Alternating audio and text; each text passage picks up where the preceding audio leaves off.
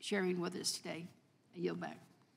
Gentleman yields back. The chair recognizes himself. Mr. Michel, if the government's going to go get information from banks, and understand what happened in this particular situation and in other situations, the government goes to the bank and says, I want the name of the customer who's making purchases in a certain date time, and I want the name of the customer who may have bought a firearm at any time.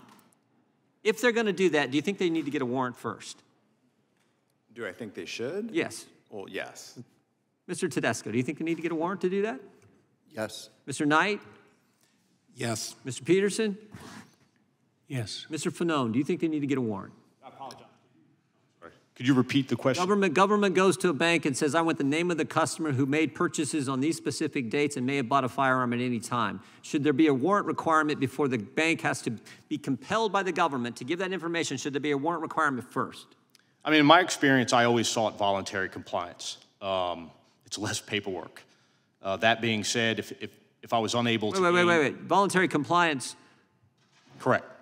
How's it voluntary? This is the third party. The bank's giving it. No, if I go to the bank and request certain information regarding an investigation that I'm participating in... I'm just saying in a fundamental sense, do you think there should be a warrant requirement before some financial institution hands over the name of the customer based on certain purchases they may have made? So in a general sense? Yes. You think there should be? Yes. That's great, because your colleagues don't think so. Now, let me go to this. Do you think, Mr. Michel, that if it can't do a warrant, do you think there should be at least a notification? So should at least the bank say, hey, Mr. Smith, the FBI just asked me for all your purchases on a certain date, and they want to know if you've ever bought a gun. Do you think that the bank should at least tell their customer who they're supposed to serve? Do you think they should at least be compelled to tell them that? Yes. Mr. Tedesco? Yes. Mr. Knight? Yes, with reasonable exceptions for an ongoing criminal case. Fair enough. Mr. Peterson? They should get a warrant. They should get a warrant. Back to the first thing. Mr. Falone? Again, with exceptions for criminal investigations. We got agreement on the panel. The first time we've had that this morning. Dr. Peterson, I want you to talk about the debanking issue we saw so much of, and how that was, particularly, I guess, with the truckers, and how that's, because I see it coming. I see it coming here, and it frightens me. I want you to talk about what took place in Canada, and if it in any way impacted you. Well, there was essentially a working class protest against the extensive length of the COVID lockdowns.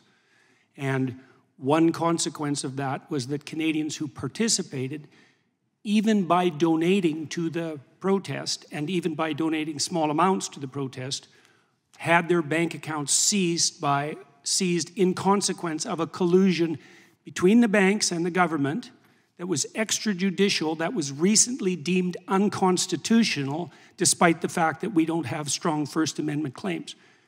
So this happened.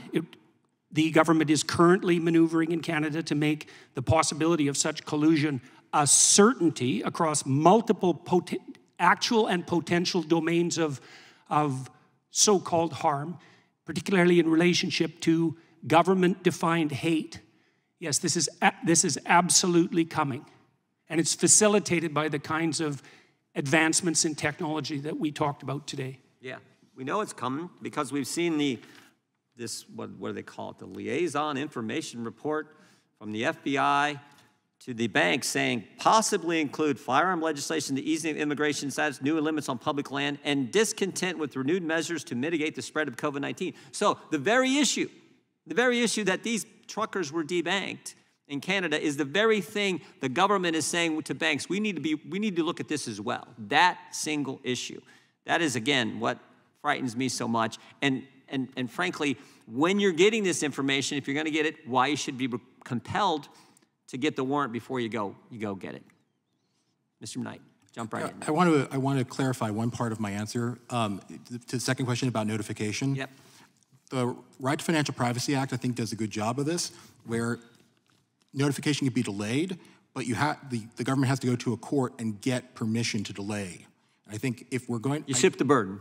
Yeah, the burden's where it should be on the government to go get it from a court. Absolutely, and I do believe that there should be a warrant requirement, so the notification would only be delayed in that event. In this world we're now in, The full committee, as I said, I think I mentioned, may have mentioned earlier, on the FISA reauthorization, we have said the same thing. If you're going to go search American citizens based on their phone number, their email address, in this haystack of information that's out there, if you're going to do that, go get a warrant. And we're having the same fight there. But it seems to me that getting a warrant, Fourth Amendment constitutional right, is how it has to be handled. My time has expired. I yield to the ranking member.